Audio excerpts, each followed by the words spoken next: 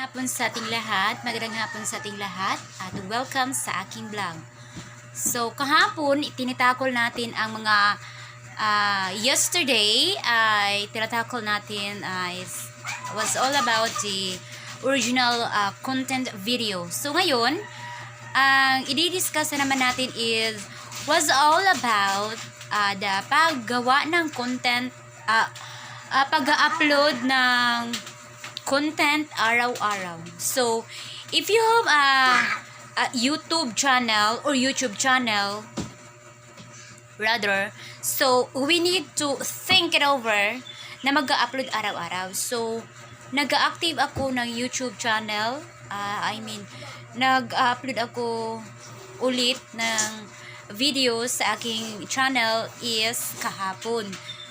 Kahapon o nung isang araw, yes. So, I decided to upload everyday videos in my YouTube channel because I want to gain more viewers, more engagers, more followers, more subscribers. At sana sa content na ito may matutunan kayo. So, kapag may channel na tayo guys, maglaan tayo ng oras na gumawa ng content or video or original video para mai-upload natin araw-araw. Kasi, to be honest guys, sa paggawa ko ng channel guys, hindi naman siya masyadong mahirap. So, madali lang siya guys. Pero, sa totoo lang, ang mahirap dito is sa simula lang. Pero, sa kalaunan, wala na yung easy na guys. So, as a vlogger in YouTube, mahirap siya mag-isip ng content sa isang araw. Alam nyo kung bakit?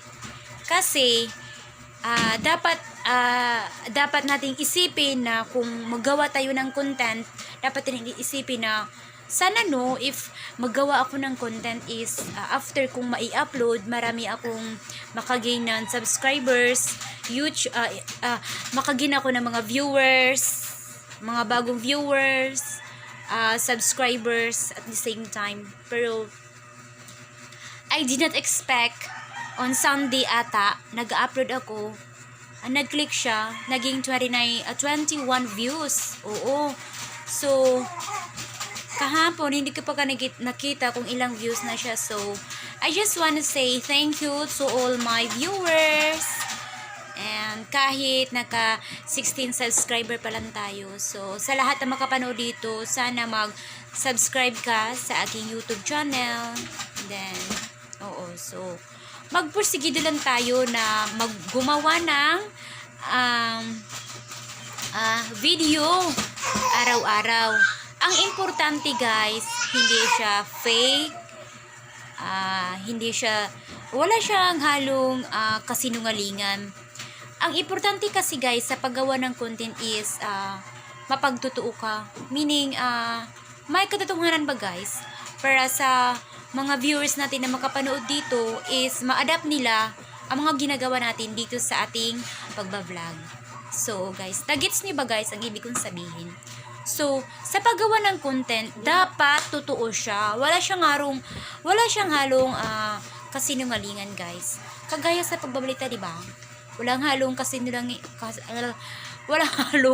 kasinungalingan. Oo, dapat puro mga tama ang ating ina-upload. So, sa mga hindi ko pa subscriber, please subscribe my YouTube channel and pa-view ng mga all videos para makagina ko ng mga maraming viewers, subscribers. At yun lang guys, sana may matutunan kayo sa aking content sa araw na ito. And yun lang guys, and thank you for watching. Bye-bye!